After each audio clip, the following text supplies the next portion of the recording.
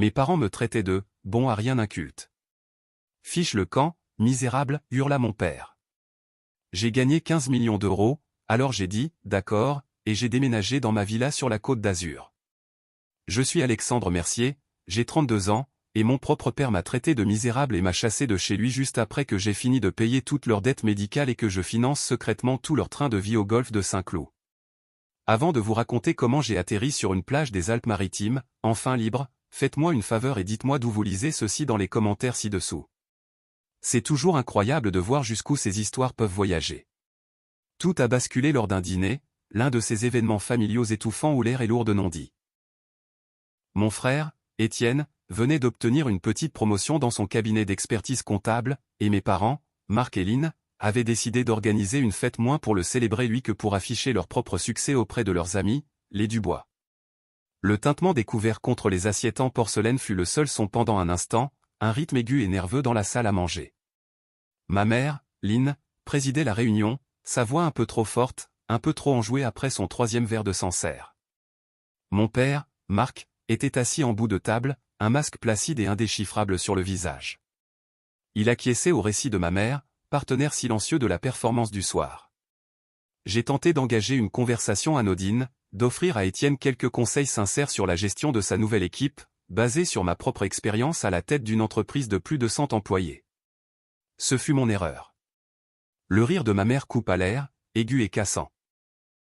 Oh, Alexandre, je ne pense pas qu'Étienne ait besoin de conseils en affaires de quelqu'un qui a simplement eu de la chance sur Internet. La chaleur, vieille et familière, monta le long de mon cou. J'ai gardé ma voix calme, mon entreprise devrait générer 15 millions d'euros de revenus cette année, maman. Je pense que c'est un peu plus que de la simple chance.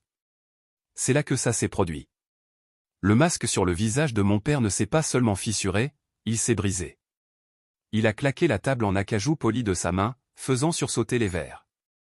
Son visage, que je n'avais vu qu'en teinte de légère approbation ou de déception silencieuse, était déformé par une expression que je ne reconnaissais pas. « Nous avons assez fait semblant », cria-t-il, sa voix résonnant dans le silence soudain et oppressant. Il pointa un doigt tremblant vers moi, « Sors de nos vies, misérable. » Le monde sembla ralentir. Les visages des Dubois étaient figés, sous le choc. Étienne fixait son assiette, une statue d'inaction. Ma mère semblait momentanément abasourdie, comme si même elle ne s'y était pas attendue. Mais moi, j'ai senti une étrange et glaçante sensation de calme m'envahir. Un sourire effleura mes lèvres. Ce n'était pas un sourire heureux, c'était un sourire de libération. Je me suis levé, posant soigneusement ma serviette sur la table. J'ai regardé mon père, je l'ai vraiment regardé, et j'ai dit « d'accord ». Je me suis tourné vers ma femme, Sophie, la seule personne dans cette pièce qui n'avait jamais vacillé, et je lui ai tendu la main. Elle l'a pris sans hésiter, sa prise ferme et constante. Nous avons quitté cette salle à manger, cette maison.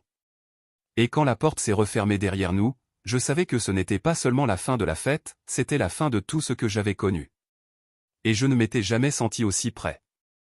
Vous devez comprendre pourquoi j'ai souri quand mon propre père m'a traité de misérable. Vous devez comprendre les 20 années qui ont précédé cela. Vous devez comprendre la monnaie d'échange de ma famille, mais ce n'était jamais l'argent. C'était l'approbation. Et c'était une monnaie avec laquelle j'étais toujours fauché. Cela a commencé quand j'étais adolescent. J'étais le garçon qui ne rentrait pas dans le moule. Tandis que mon frère aîné, Étienne, excellait à ses examens de bac, planifiant son avenir dans un bureau d'angle, j'étais dans le garage, démontant de vieux ordinateurs, essayant de construire quelque chose de nouveau à partir des débris. Je voyais le monde différemment.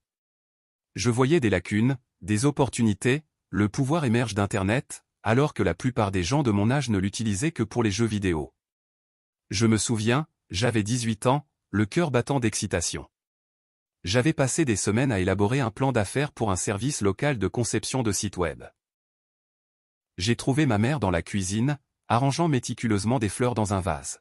« Maman », ai-je commencé, ma voix pleine d'espoir, « j'ai ça, un vrai plan. Je peux créer des sites web pour toutes les petites entreprises du centre-ville de Rennes. Elles sont toutes coincées dans les années 90. Je pourrais changer tout leur commerce. » Elle n'a pas levé les yeux de ses fleurs.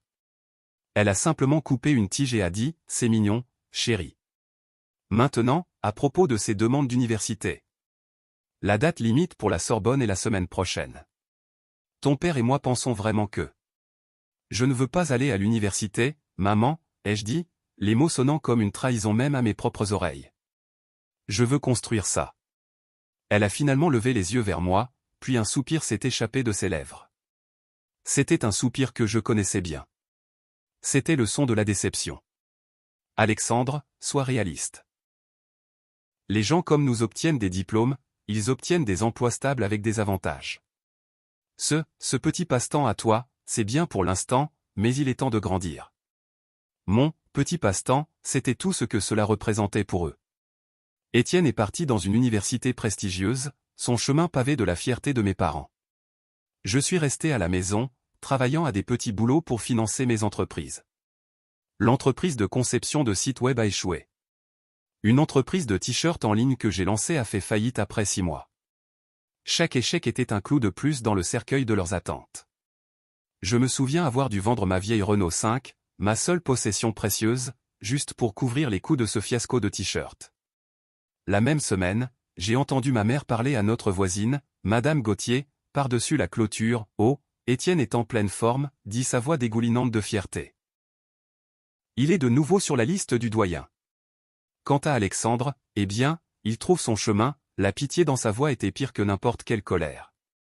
À travers tout cela, il y avait Sophie. Nous nous sommes rencontrés au lycée à Lyon. Elle ne faisait pas partie des filles populaires.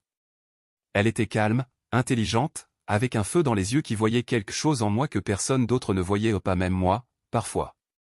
Quand j'étais au plus bas, après avoir vendu ma voiture et me sentir comme un échec total, elle s'est présentée à ma porte. Elle n'a pas dit « je te l'avais bien dit » ou « peut-être devrais-tu écouter tes parents ». Elle m'a simplement tendu une boîte. À l'intérieur, il y avait un ordinateur portable flambant neuf. J'ai vendu quelques-uns de mes vieux manuels scolaires, a-t-elle dit en haussant les épaules, comme si de rien n'était. Tu ne peux pas construire un empire avec cette vieille ferraille que tu utilises en ce moment. Remets-toi au travail. Elle croyait en moi. C'était aussi simple et aussi profond que cela. Sa conviction était le carburant avec lequel je fonctionnais quand mon propre réservoir était vide. J'ai passé mes nuits baignées dans la lueur bleue de ce nouvel écran, apprenant le code, les entonnoirs marketing, le référencement, SEO, le langage secret du monde numérique. J'ai lancé un petit service de conseil, Momentum Digital. Mes premiers clients étaient modestes, une boulangerie locale à Bordeaux, une quincaillerie.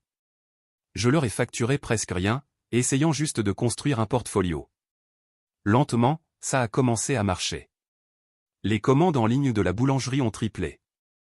La quincaillerie a commencé à attirer des clients de 2 villes plus loin. Le bouche-à-oreille s'est répandu. À 25 ans, Momentum Digital était une vraie entreprise. J'avais un petit bureau, une poignée d'employés et une liste de clients qui s'allongeait chaque mois. Je pensais que ce serait suffisant. Je pensais que le succès serait le grand égalisateur. J'étais si naïf. La première fois que j'ai réalisé que l'argent ne changerait jamais leur perception de moi, c'est quand j'ai acheté ma première maison. C'était une maison modeste mais agréable, 3 chambres, dans un bon quartier de Nantes. J'avais économisé chaque centime. Je suis entré chez mes parents, tenant les clés comme un trophée. J'ai réussi. J'ai acheté une maison. Mon père a levé les yeux de son journal, « Bien pour toi, fiston. Fais-moi savoir si tu as besoin d'aide pour la compte. » On peut. Je n'en ai pas besoin, les jeux interrompus, peut-être un peu trop brusquement. Je l'ai payé en entier. L'expression sur son visage n'était pas de la fierté. C'était de la confusion, comme si le concept que j'accomplisse quelque chose d'important sans leur aide était une langue étrangère qu'ils ne pouvaient pas comprendre. Lynn fut plus directe, « Eh bien, j'espère que tu l'as fait inspecter correctement. » Une maison est une grande responsabilité, Alexandre. Ce n'est pas comme un de tes petits projets internet que tu peux simplement abandonner. L'abîme entre nous s'élargissait, et mon succès était l'appel qui le creusait plus profondément. Quelques années plus tard, Étienne a obtenu son master et une montagne de dettes étudiantes, environ 60 000 €. Il se plaignait constamment de la façon dont cela le paralysait. Un soir, j'étais au téléphone avec lui et je n'en pouvais plus. « Quel est le total ?» ai-je demandé. « Le montant total du prêt ? C'est combien ?» Il me l'a dit. Le lendemain, je suis allé à la banque et je lui ai viré la totalité du montant. Je lui ai envoyé un message, c'est réglé. Va vivre ta vie. Il m'a appelé, abasourdi, Alexandre, je ne sais pas quoi dire. Ne dis rien, ai-je dit. Tu es mon frère. Mais alors qu'il bégayait ses remerciements, une note étrange s'est glissée dans sa voix, mince, je n'arrive pas à y croire. 60 000 €, ce n'est rien pour toi, n'est-ce pas? Merci, je suppose. C'est facile de gagner de l'argent sur Internet, hein? Voilà. Encore cette subtile piqûre. L'implication que mon travail n'était pas réel, que mon argent n'avait pas été gagné avec la même sueur et les mêmes larmes que son vrai travail. C'était un cadeau offert librement, et pourtant, il venait avec une pointe de condescendance. Ce n'était rien comparé à ce qui s'est passé avec mon père un an plus tard. Il a eu une frayeur soudaine pour sa santé, un problème cardiaque qui a nécessité une chirurgie d'urgence et un long séjour à l'hôpital. L'assurance a couvert une partie, mais il y avait un écart stupéfiant de 5 000 €. Mes parents étaient stressés, chuchotant à propos de leur fonds de retraite, de la vente d'actifs. Je n'ai même pas hésité. Je suis allé au bureau de facturation de l'hôpital et j'ai payé le solde complet avec ma carte de crédit. J'ai dit à mes parents que c'était une erreur d'assurance qui avait été corrigée. Ils étaient soulagés, mais ne l'ont jamais trop remis en question. Il était plus facile pour eux de croire à une erreur chanceuse que d'accepter que leur fils, sans éducation, était celui qui les tirait d'affaire. Mon succès est devenu leur filet de sécurité, mais au lieu de nous rapprocher, cela les a fait en vouloir à la chose même qui les maintenait à flot.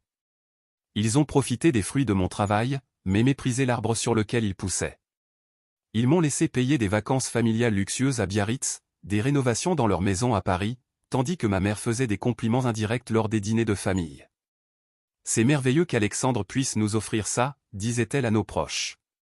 Il a beaucoup travaillé sur son petit ordinateur. La dernière pièce du puzzle, celle qui a mené directement à ce dîner désastreux, fut le club de golf. Ma mère avait toujours rêvé de rejoindre le golf de Saint-Cloud, l'apogée du statut social dans notre ville. Un jour, j'ai entendu mon père au téléphone dire que les cotisations étaient trop élevées pour eux à ce moment-là. Alors, je l'ai fait. J'ai secrètement contacté le club, payé la cotisation annuelle de 1 000 € et leur ai dit d'envoyer le pack de bienvenue à mes parents comme un cadeau anonyme d'un ami. Lynn était extasiée. Elle a passé l'année suivante à ne parler de rien d'autre, les tournois de golf, les brunchs du dimanche, les gens influents qu'elle rencontrait. Elle portait cette adhésion comme un insigne d'honneur, un témoignage de la place légitime qu'elle et mon père occupaient dans la société. Et elle n'avait aucune idée que son fils, misérable, était celui qui payait tout. J'ai gardé tout cela en moi. J'ai souri aux insultes, j'ai payé les factures et j'ai attendu qu'un jour ils me voient au pas mon compte en banque, juste moi, Alexandre, leur fils. De retour dans la voiture, m'éloignant de leur maison, le silence était lourd du poids de toutes ces années. Sophie s'est rapprochée et a posé sa main sur mon genou. « Tu vas bien » a-t-elle murmuré. Je l'ai regardée, les lumières de la rue brillant sur son visage inquiet. Et pour la première fois, j'ai senti tout ce poids écrasant se soulever de ma poitrine. Maintenant, oui, ai-je dit. Je crois que j'ai enfin arrêté d'essayer. Il est temps d'arrêter. Et je savais, au fond de mon âme, que ce n'était pas une fin. C'était un début. Les mois qui ont suivi ma décision de prendre du recul ont été un étrange mélange de libération et de tension croissante. Au travail, Momentum Digital explosait. Nous avons décroché un contrat historique avec une marque nationale de vêtements de sport, battant 3 agences plus grandes et établies de Paris. Notre approche, centrée sur des campagnes numériques authentiques et axée sur l'histoire plutôt que sur des publicités d'entreprises stériles, résonnait. Nous étions les outsiders qui changeaient la donne. Mon visage était en couverture d'un magazine de petites entreprises. Mes revenus ne dépassaient pas seulement ceux de mon père, ils les éclipsaient. Ce succès aurait dû être une source de fierté pour ma famille. Au lieu de cela, il est devenu un catalyseur de plus de conflits. C'était comme verser de l'essence sur un feu que j'essayais désespérément d'éteindre. Ma générosité, que j'avais espéré être un pont, se transformait en une arme contre moi. Après avoir payé l'opération de mon père, j'avais espéré un changement, un moment de gratitude. Ce que j'ai obtenu, c'est un autre type de silence, un plus lourd, le genre de silence qui vient de quelqu'un qui te doit quelque chose qu'il ne pourra jamais rembourser et qui t'en veut. Les manipulations subtiles sont devenues plus fréquentes, et elle venait souvent par l'intermédiaire de ma tante Corinne, la sœur cadette de ma mère. Corinne avait une façon d'administrer le venin avec un sourire doux. Elle appelait ma mère après avoir vu une nouvelle sur mon entreprise, sa voix un mélange mielleux d'enthousiasme fin et de vraie malice. Je me souviens que ma mère m'a appelé un après-midi, sa voix tendue. Ta tante Corinne a appelé, a-t-elle dit, sans détour. Elle a dit qu'elle avait vu cet article sur toi dans le marché numérique du mois. Elle a dit qu'elle ne comprenait tout simplement pas comment tu faisais tout ça sans diplôme. Elle trouve ça incroyable. Je pouvais entendre les mots tacites flotter dans l'air, ce n'est pas incroyable, c'est un coup de chance, c'est embarrassant. Eh bien, dis à Corinne merci, ai-je répondu, ma voix plate. Ça nous met juste dans une position difficile, Alexandre, a poursuivi ma mère, sa voix montant. Tous nos amis, leurs enfants ont des masters, ce sont des médecins, des avocats, et nous devons expliquer ce que notre fils fait sur l'ordinateur. Je dirige une entreprise de plusieurs millions d'euros, maman, c'est ce que je fais. Ne me parle pas sur ce ton, a-t-elle claqué, et la conversation s'est terminée comme toujours, avec le sentiment d'être un enfant désobéissant. Le contraste entre ma vie de famille et ma vie professionnelle devenait choquant. Dans un monde, j'étais un leader respecté, un stratège innovant. Dans l'autre, j'étais une déception qui avait eu de la chance. Ce contraste n'a jamais été plus clair que lorsque j'ai rencontré Charles Balmont lors d'un sommet technologique à Marseille. Balmont était tout ce que mes parents auraient voulu chez un fils. Il avait un MBA de HEC, un costume élégant et un air de supériorité encore plus aiguisé. Il dirigeait une agence concurrente, une entreprise héritée qui existait depuis des décennies. Nous étions tous les deux en train de présenter une proposition pour le même compte énorme, une nouvelle entreprise de boissons écologiques. Nous nous sommes retrouvés au même événement de réseautage.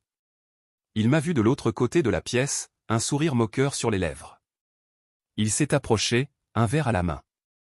Mercier, dit-il, sans même prendre la peine d'offrir une poignée de main.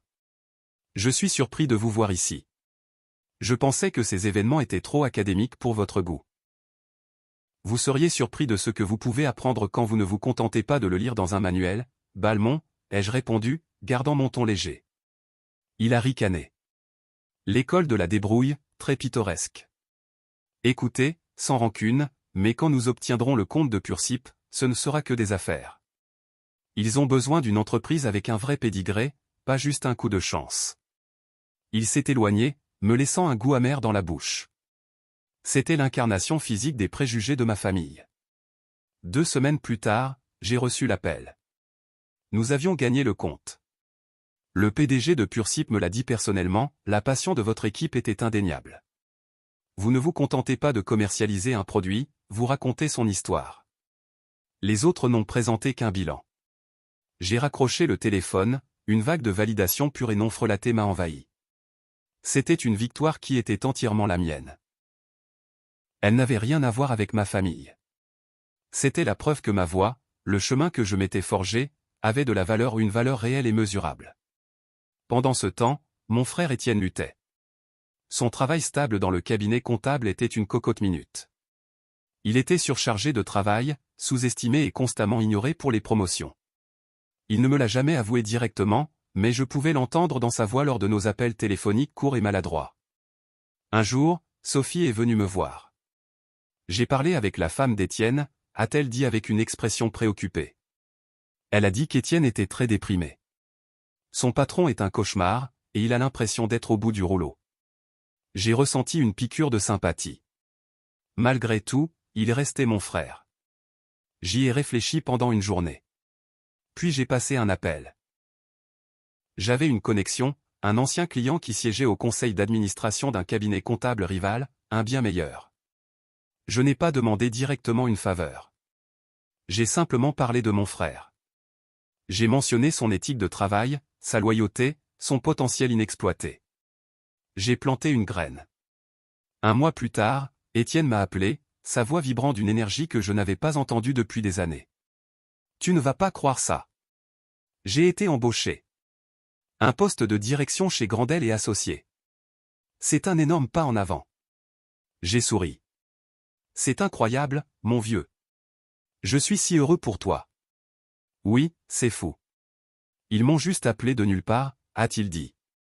Je suppose que mon travail acharné porte enfin ses fruits. Je ne lui ai jamais dit. C'était mieux ainsi. Laissez-le avoir sa victoire immaculée. C'est cette promotion qui a poussé ma mère à organiser le dîner de célébration. L'ironie était si dense que je pouvais la goûter. Une fête pour célébrer un succès que j'avais secrètement orchestré, dans une maison dont les commodités étaient en grande partie subventionnées par ma carrière très peu respectée. Sophie a vu l'invitation, et son visage s'est effondré. « Tu es sûr que tu veux y aller, Alexandre ? Tu sais comment ces choses se terminent. » J'ai hésité. Chaque instinct me disait de rester loin, de protéger la paix fragile que j'essayais de construire pour moi-même. Mais une petite partie têtue de moi, la partie qui aspirait encore à cette approbation impossible, a ressenti une attraction. Peut-être que cette fois, ce serait différent. Peut-être qu'avec le succès d'Étienne, l'étrange concurrence implicite entre nous prendrait enfin fin. Peut-être que nous pourrions simplement être une famille. Je dois y aller, ai-je dit, ma voix plus assurée que je ne me sentais. C'est pour Étienne. Je dois y aller. C'était une décision motivée par un espoir qui aurait dû, je le savais, être mort depuis longtemps. J'entrai volontairement dans l'œil du cyclone. Le trajet jusqu'à la maison de mes parents fut silencieux. Le soleil se couchait, peignant le ciel de Bourgogne en teintes d'orange et de violet, une scène magnifique et paisible qui semblait un mensonge. À côté de moi, Sophie était tendue. Elle continuait de me regarder, les sourcils froncés par l'inquiétude. « Nous n'avons pas besoin de rester longtemps, dit-elle doucement, rompant le silence. Nous pouvons faire une apparition, présenter nos félicitations et partir. » Je me suis penché et lui ai serré la main. « Ça ira, ai-je dit. » J'essayais de me convaincre autant qu'elle. Au moment où nous avons franchi la porte, le poids familier s'est posé sur mes épaules. La maison était remplie de l'odeur de poulet rôti et du parfum cher de ma mère. Les Dubois étaient déjà là, discutant avec mon père dans le salon. Ma mère a fondu sur moi, m'embrassant l'air près de la joue.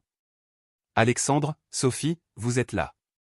Étienne est en train d'ouvrir notre cadeau, a-t-elle annoncé, nous guidant vers la salle à manger. L'atmosphère était chargée d'amabilité forcée. J'observais mon père, Marc.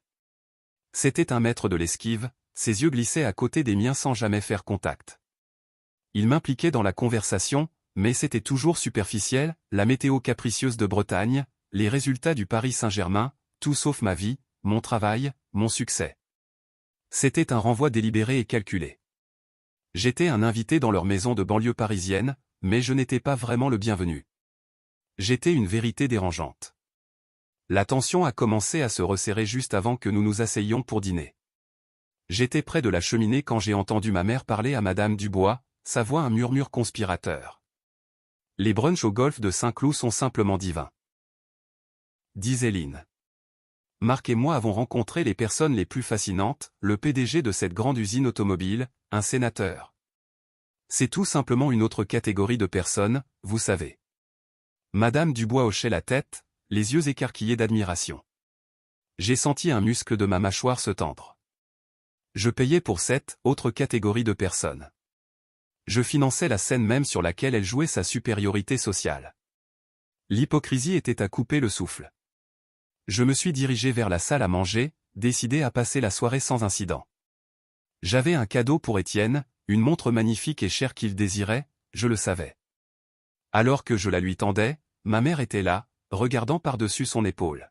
« Oh, encore un cadeau extravagant », a-t-elle commenté, assez fort pour que tout le monde entende. « J'espère que tu ne gaspilles pas ton argent, Alexandre. Le goût ne s'achète pas, tu sais. » C'était un coup direct, enveloppé dans l'apparence d'un conseil maternel. Juste avant que nous nous asseyions, Sophie m'a tiré à l'écart dans le couloir, ses yeux suppliants. « Alexandre, s'il te plaît, partons. Ce n'est pas sain. Regarde-toi, tes mâchoires sont tellement serrées que tu es sur le point de craquer. » Je l'ai regardée, l'amour et l'inquiétude sincères sur son visage. Elle avait raison. Chaque partie de moi voulait faire demi-tour et sortir par cette porte. Mais quelque chose avait changé en moi. Les années de frustration silencieuse s'étaient endurcies en une sorte de résolution. Je n'étais plus là en attendant un résultat différent. J'étais là pour une conclusion. Je sais, ai-je dit, ma voix calme mais ferme. Mais j'ai besoin qu'ils le disent, Sophie. J'ai besoin de l'entendre d'eux. Plus d'insinuations, plus de commentaires indirects. J'ai besoin qu'ils disent ce qu'ils pensent vraiment à voix haute. J'ai besoin que ça se termine vraiment. Elle a cherché dans mon visage, et ce qu'elle a vu là l'a fait acquiescer lentement. Elle a compris. Il ne s'agissait pas de gagner une dispute. Il s'agissait de mettre fin à une guerre. Nous avons pris place à table. La conversation a coulé autour de moi, une rivière dont je ne faisais plus partie. Marc parlait de sa partie de golf à Versailles, Lynn parlait d'un prochain gala de charité à l'Opéra Garnier, Étienne parlait de ses nouvelles responsabilités au travail. Je les observais, me sentant comme une anthropologue étudiant une tribu étrange et lointaine, ma propre famille. Je sentais les nuages d'orage approcher, la pression monter. Je pouvais voir les éclairs briller dans les yeux de ma mère chaque fois qu'elle me regardait. Je pouvais sentir le grondement sourd du ressentiment de mon père sous son calme extérieur. L'orage approchait, et pour la première fois de ma vie, je n'avais pas peur. J'étais prêt à rester sous la pluie. Le plat principal a été servi, et avec lui, l'événement principal a commencé. Comme toujours, avec une question apparemment innocente. Monsieur Dubois, un homme bien intentionné mais distrait, s'est tourné vers moi. Alors, Alexandre, Marc nous dit que vous réussissez très bien avec votre entreprise Internet. Ça doit être passionnant. Avant que je puisse répondre, ma mère est intervenue. C'est certainement très prenant, dit-elle, s'essuyant les lèvres avec une serviette en lin. Alexandre travaille tellement sur son petit ordinateur. J'ai ignoré la pique. Je me suis tourné vers Étienne. Alors, le nouveau poste, ai-je dit, essayant de détourner la conversation vers lui, tu vas gérer une équipe de 12 personnes, n'est-ce pas? Mon conseil, pour ce qu'il vaut, c'est de faire des entretiens individuels pendant la première semaine. Cela construit la confiance plus rapidement que n'importe quoi d'autre. Ma mère a posé sa fourchette avec un claquement sec. Alexandre, s'il te plaît. Je suis sûr que Grandel est associé à un département des ressources humaines très compétent. Étienne n'a pas besoin de conseils de gestion de quelqu'un qui n'a jamais eu un vrai emploi en entreprise. La table est devenue silencieuse. C'était la première salve. J'ai pris une longue gorgée d'eau. Je dirige 120 employés, maman, ai-je dit. Nous avons un étage entier dans l'un des plus grands immeubles de bureaux de la Défense. C'est un vrai travail. Ma voix était calme mais ferme. Les années à me mordre la langue étaient terminées. Ah, ça y est, soupira mon père, levant les yeux au ciel vers Lynn et Monsieur Dubois. C'est ce qu'il fait. Il devient défensif parce qu'il est complexé par son manque d'éducation. Complexé? J'ai laissé échapper un bref rire sans humour. Ce n'est pas moi qui suis complexé, maman. J'ai payé les 60 000 € de dettes étudiantes d'Étienne pour cette éducation adéquate. J'ai payé 75 000 € pour l'opération cardiaque de papa. Ce même toit de cette maison a été refait l'été dernier avec MON Argent. Je ne suis pas complexé, je suis fatigué. Je n'avais pas l'intention de dire tout cela. C'est juste sorti, un torrent de faits refoulés. Étienne s'est enfoncé un peu plus dans sa chaise, son visage cramoisi. Le visage de ma mère est devenu pâle, puis a viré au rouge vif et furieux. Comment oses-tu? Sifflait-elle, sa voix basse et venimeuse. Comment oses-tu nous jeter ton argent à la figure? Tu crois que tu peux juste acheter ta place dans cette famille? Acheter notre respect? Nous n'avons pas besoin de ton argent sale. L'air crépitait. Et à ce moment, en voyant la fureur pure et non frelatée sur son visage, quelque chose en moi s'est finalement mis en place. Toutes les années passées à essayer, à espérer, à me briser pour m'adapter à leur moule, tout s'est évaporé. Et il ne restait qu'une clarté froide et dure. Je me suis penché en arrière dans ma chaise, et un sourire lent et authentique s'est répandu sur mon visage. C'était le sourire d'un homme à qui l'on venait de remettre la clé de sa propre cellule. Vraiment, maman, ai-je dit, ma voix dangereusement douce. Tu n'as pas besoin de mon argent sale? Je l'ai fixé. Alors je suppose que je devrais appeler le golf de Saint-Cloud demain et annuler l'adhésion que je paie secrètement depuis ces 2 dernières années. On aurait pu entendre une mouche voler. Le son du souffle coupé de Madame Dubois fut comme un coup de feu dans le silence. Elle et son mari ont échangé un regard d'horreur et de gêne, les yeux grands ouverts. Je les ai vus reculer physiquement, déplaçant subtilement leur chaise d'un pouce loin de mes parents, comme si la proximité seule pouvait être contagieuse. Ils n'étaient plus seulement des témoins, ils étaient le jury, et le verdict était rendu. La bouche de ma mère s'ouvrit et se referma comme celle d'un poisson, mais aucun son n'en sortit. Toute sa position sociale, le fondement même de son identité, venait d'être pulvérisé devant ses amis. Elle m'a regardé, ses yeux remplis non plus de colère, mais d'une panique naissante et nue. J'ai tourné mon regard vers mon père. Il était resté silencieux pendant tout l'échange, un homme nuageux au bout de la table. Je m'attendais à ce qu'il essaie d'adoucir les choses, de jouer le pacificateur, comme il le prétendait si souvent. J'avais tort. La honte d'être exposé, de voir sa vie confortable révélée comme un cas de charité financé par le fils qu'il méprisait secrètement, était trop pour lui. Le masque placide ne s'est pas seulement fissuré ou il a été oblitéré par une fureur volcanique. Il s'est levé d'un bond, sa chaise raclant violemment le plancher en bois. Son visage était violet, une veine palpitait sur sa tempe. Il ne regardait pas ma mère. Il ne regardait pas les Dubois. Ses yeux, brûlants d'une vie de ressentiment, étaient fixés sur moi. On a assez fait semblant, rugit sa voix, une chose crue et laide qui remplissait chaque recoin de la pièce. C'était le hurlement d'un homme fier poussé au-delà de son point de rupture. Sors de nos vies, misérable. Les mots sont restés suspendus dans l'air, brutaux et définitifs. Misérable. Le seul mot qu'il savait qui couperait le plus profondément. La somme de tout ce qu'il avait toujours pensé de moi, maintenant à découvert pour que tout le monde le voie. Je n'ai pas bronché. Je n'ai pas discuté. J'ai simplement acquiescé lentement. C'était le moment que j'attendais, le moment dont Sophie et moi avions parlé. La vérité finale et indéniable. Calmement, je me suis levé et j'ai posé ma serviette à côté de mon assiette intacte. J'ai regardé mon père, cet étranger au visage déformé par la colère. D'accord, ai-je répété, comme je l'avais fait dans ma tête 1000 fois. Le mot était tranquille, mais c'était la chose la plus forte que j'ai jamais dite. J'ai tendu la main à Sophie. Elle était déjà debout, ses yeux brûlants d'un feu protecteur. Elle a pris ma main, sa prise une encre dans le chaos tourbillonnant. Nous nous sommes éloignés de la table. Nous n'avons pas regardé en arrière. Nous n'en avions pas besoin. L'image était gravée dans mon esprit pour toujours, ma mère figée dans une horreur silencieuse, Étienne fixant ses mains comme si elles contenaient les réponses, les Dubois souhaitant désespérément être n'importe où ailleurs, et mon père debout et tremblant, un roi qui venait de détruire volontairement son propre royaume. Quand nous sommes arrivés à la porte d'entrée, ma mère a finalement retrouvé sa voix. « Tu vas monter tout le monde contre nous », a-t-elle crié depuis la salle à manger. « C'est entièrement de ta faute. » J'ai fait une pause, la main sur la poignée de la porte. J'ai légèrement tourné la tête et j'ai dit dans le couloir vide, « Non, maman. Tout ça, c'est à vous. » Puis nous sommes sortis dans l'air frais de la nuit, laissant derrière nous les débris de notre famille. La porte a claqué, et pour la première fois, j'ai senti la saveur douce, aiguë et exaltante de la liberté. Le trajet vers la maison fut un flou de réverbères et de silence. La voiture était un sanctuaire, une bulle nous protégeant des retombées que nous avions laissées derrière nous. Sophie conduisait, les jointures blanches sur le volant. Je regardais par la vitre passager, voyant les banlieues familières de Versailles défiler comme des scènes de la vie de quelqu'un d'autre. J'aurais dû être dévasté. J'aurais dû être en colère ou avoir le cœur brisé. Mais ce que je ressentais par-dessus tout, c'était une étrange sensation de paix. La guerre était finie. Je n'avais pas gagné, pas au sens traditionnel, mais j'avais survécu. J'avais quitté le champ de bataille, ensanglanté mes entiers, les laissant à leur ruine.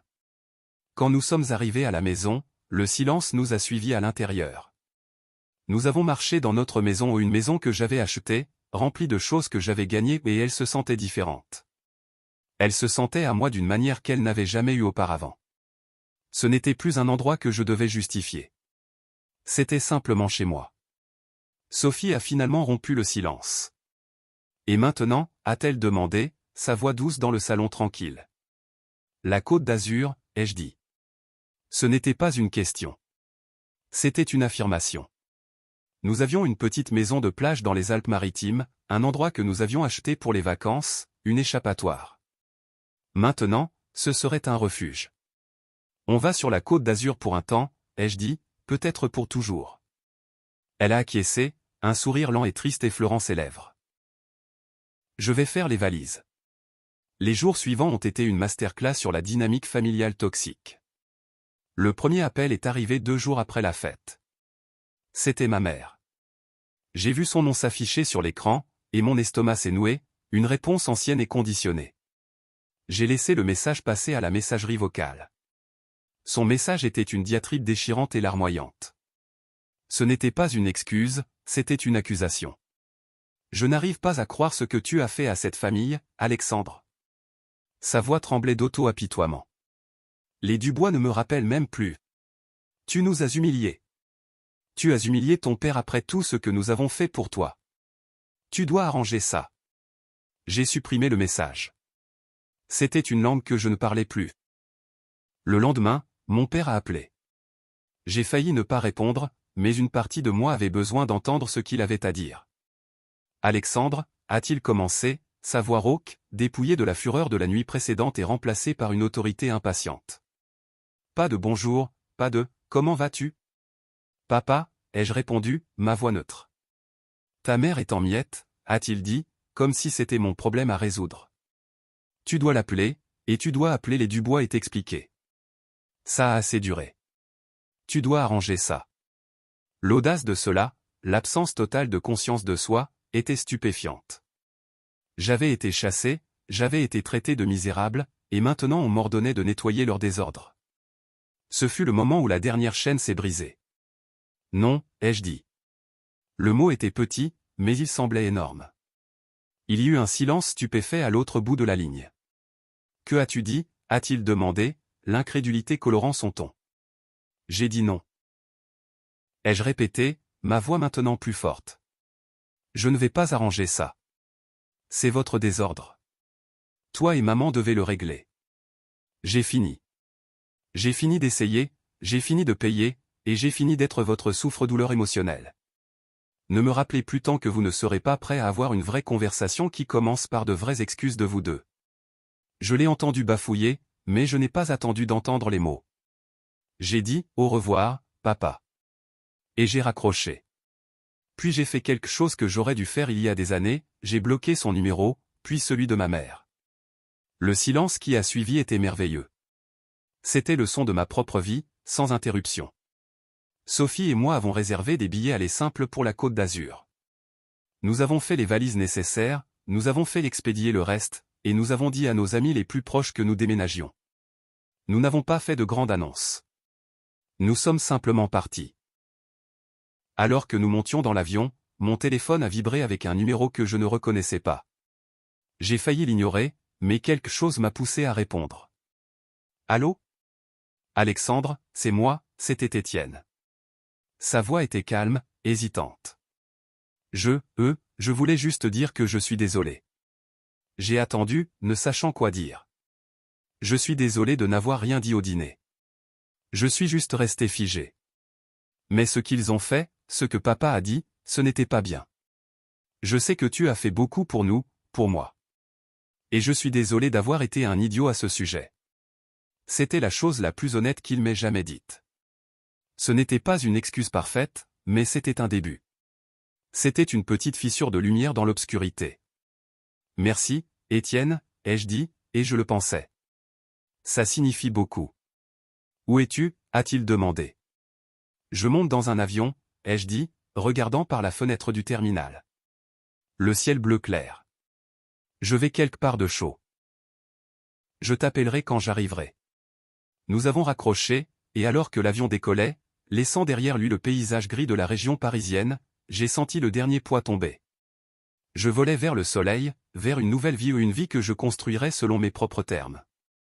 L'orage était terminé. Maintenant, il était temps de voir ce qui grandirait dans le calme qui suivrait. 6 mois se sont écoulés. 6 mois de soleil, d'air salin et d'un silence béni et magnifique. La Côte d'Azur n'était pas seulement un lieu, c'était un état d'être différent.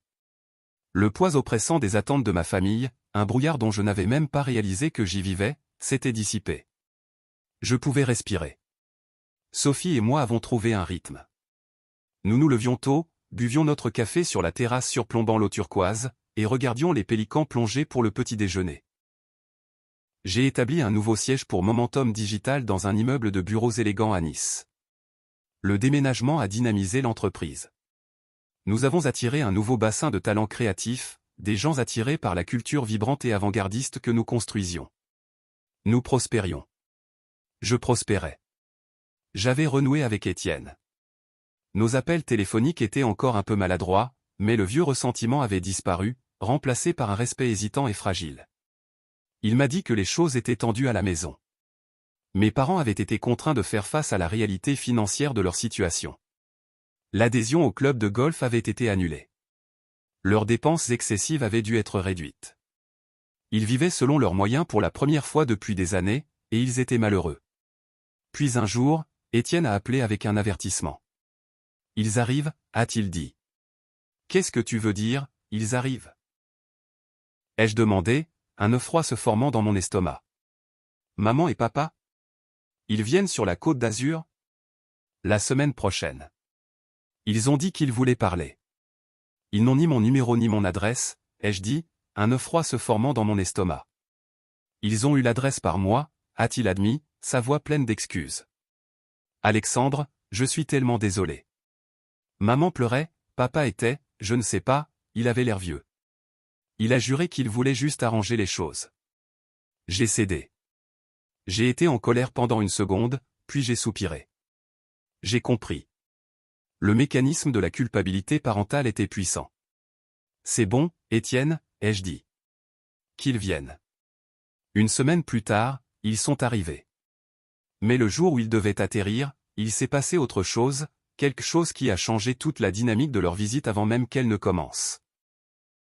J'étais en train de déjeuner dans un restaurant en bord de mer, un déjeuner d'affaires avec un client très important, Monsieur Patrice Lebrun, le PDG d'une chaîne hôtelière nationale. Nous étions en train de négocier avec lui. Il avait 60 ans, un titan de l'industrie, un homme qui imposait le respect dans chaque pièce où il entrait.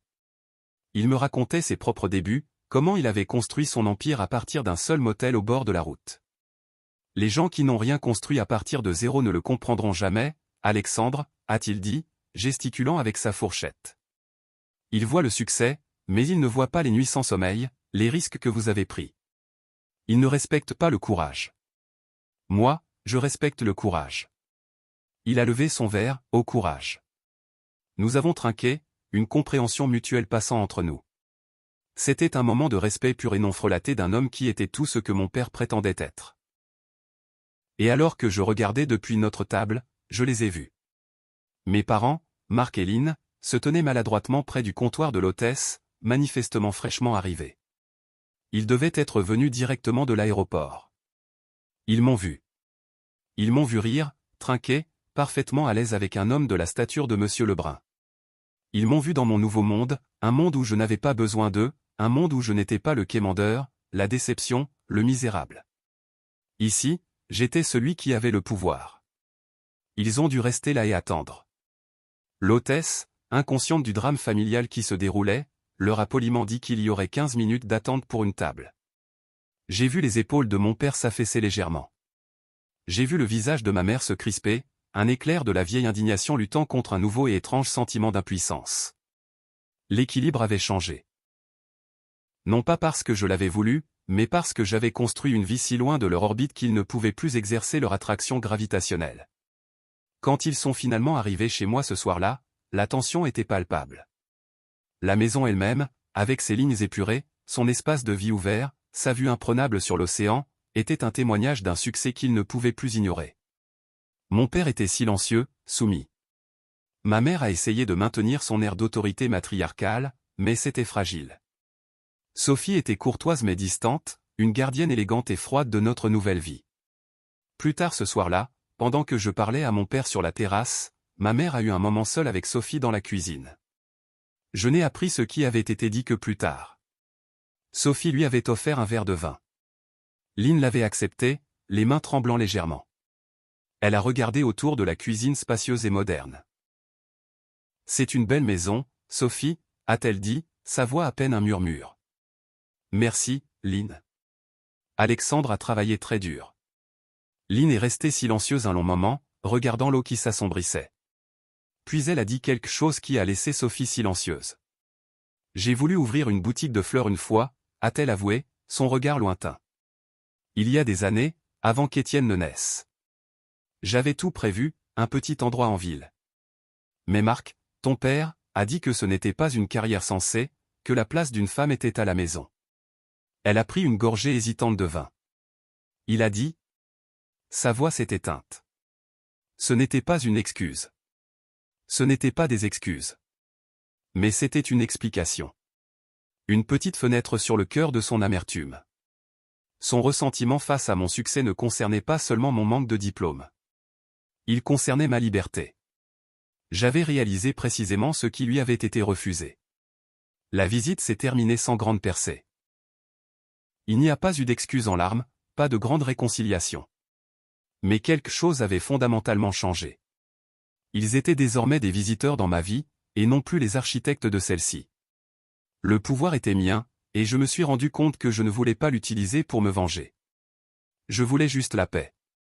Le lendemain matin de leur départ, je me suis tenu sur la terrasse, une tasse de café à la main, regardant le soleil se lever sur l'Atlantique. L'eau était calme, une vaste étendue d'un bleu éclatant. Sophie est venue par derrière et m'a entouré la taille de ses bras, posant sa tête sur mon dos.